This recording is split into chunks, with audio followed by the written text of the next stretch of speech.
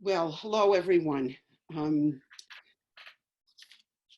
we want to greet you, each of you, our friends, as we all pass through this very challenging time together. We thought we, the Dominican sisters, would just take the time to be with each other and be with all of you and share a bit about how we're moving ourselves through this very difficult time. So I'm Sister Margaret Gagliardi, And I'm Sister Jean Clark. and what we'll be doing, as I just said, is for about 5 to 7 minutes, Jean and I will be talking together about our own thoughts and reflections on this difficult time. And then we'll stop and we'll pray together for, again, about 5 to 7 minutes, and then we'll close. So this little video shouldn't be any longer than 15 minutes. But Jean, before we get into the subject at hand, would you just tell everyone a bit about who you are, how you spend your time? Yes.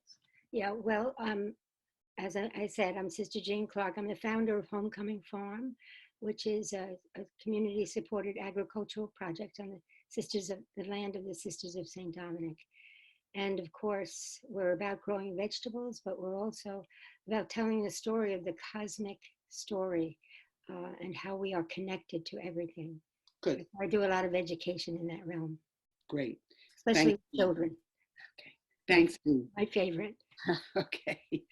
And as I said, I'm Sister Margaret Gagliardi, and I do retreat and spiritual accompaniment and workshops trying to integrate what Jean just mentioned, the new story of the universe, together with our belief in a loving God. So Jean, they're doing research these days, and the research is saying that the center of intelligence in the human is not just in the head, but the heart is also a place of great intelligence. Mm-hmm. So I was just wondering, like, as we're passing through this time, what's moving through your heart? What are the thoughts and feelings that are moving through you that might be helpful to others as we try to negotiate these days? Well, one thing that's really present to me, because I do, Thich Nhat Hanh, the Buddhist monk, has always been a mentor to me for many, many years now. And I try to practice mindfulness, and I even try to teach other people how to be mindful. And this situation has really brought that home to me.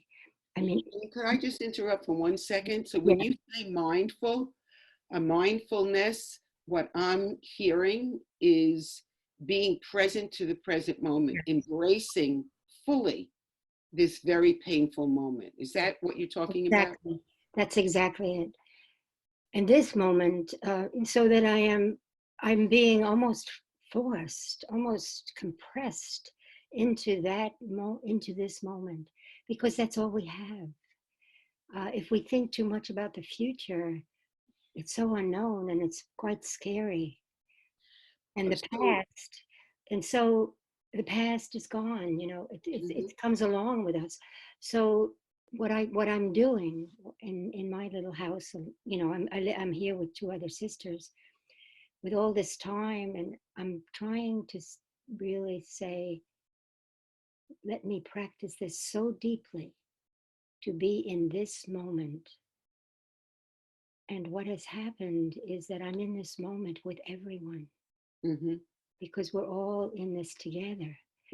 So I'm now in this moment with all the people in Italy and Spain who are so suffering now, the homeless on the streets, and so it's brought home to me how much we are one, because we're all experiencing this moment together. Interesting, Jean. We sent out a little letter. I know the advancement office sent out a letter to people, and it was about that very thing, that we are all one. But let me ask you another question from your perspective. That can be very frightening to people, to open to this moment, precisely because there's so much pain. So what kind of resources do Mhm. we have so that people uh, don't get overwhelmed by the pain? How do we open to the pain? Because this is our moment. This is the present moment. It's a real temptation to escape into the future when this will be all over. Yeah. But what resources do we have to stay in this moment without becoming overwhelmed by the moment? Yes.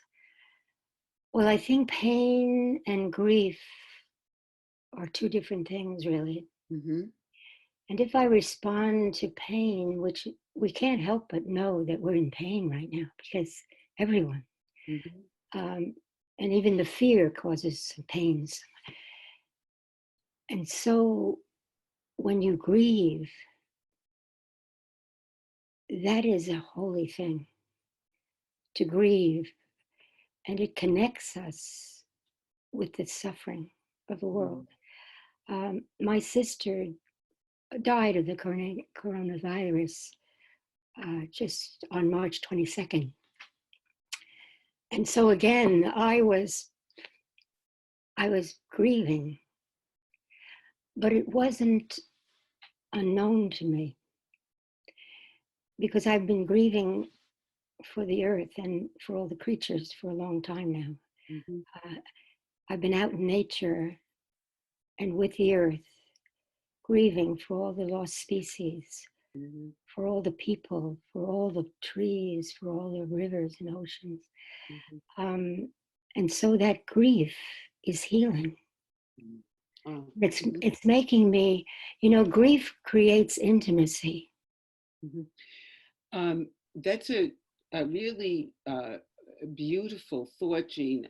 Um, I, I feel also that sometimes when we're grieving, we imagine that God is the divine God, however we believe, okay, is someplace else watching us, someplace afar looking down on us.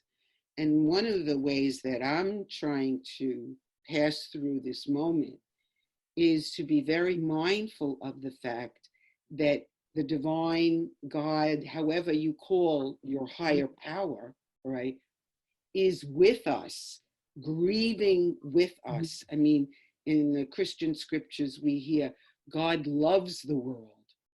So God cannot help but be grieving with us. Mm-hmm. That helps me because then I'm not alone. Yes. And I think the whole earth is grieving. Mm.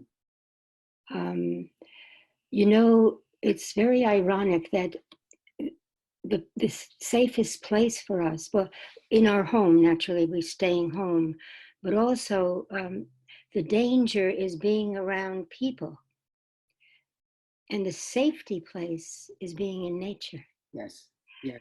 So that is one way we can respond to this moment.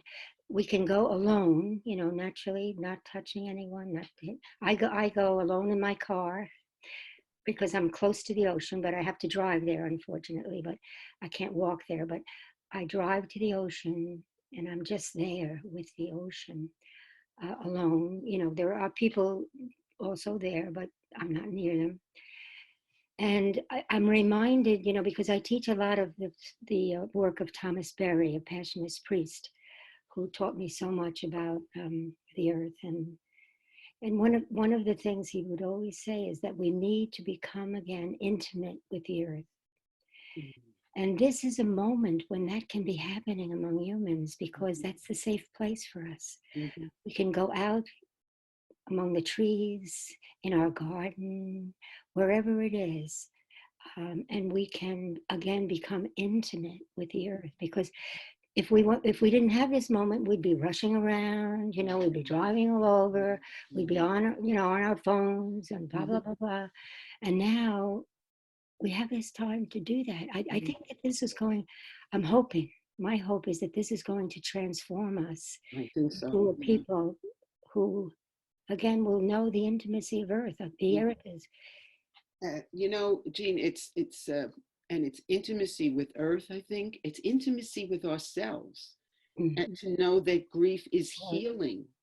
Yeah. Grief will not destroy us. The reason why we grieve is so that we can go on, Hmm.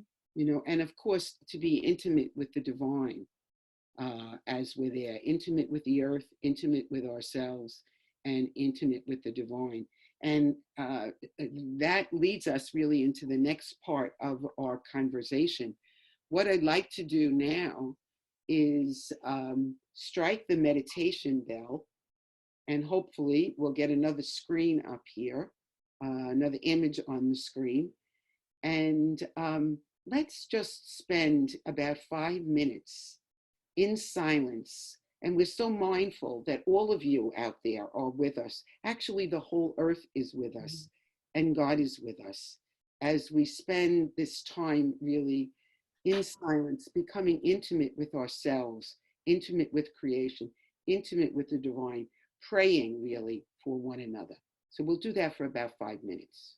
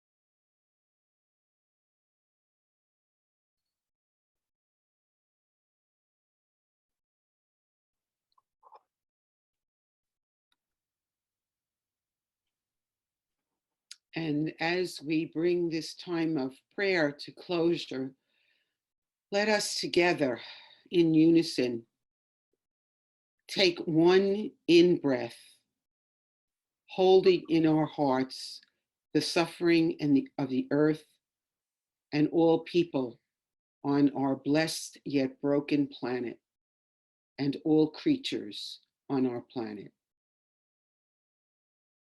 So we breathe in, holding that with love. And we breathe out, sending love and healing to our planet, to all its creatures, to all of its peoples.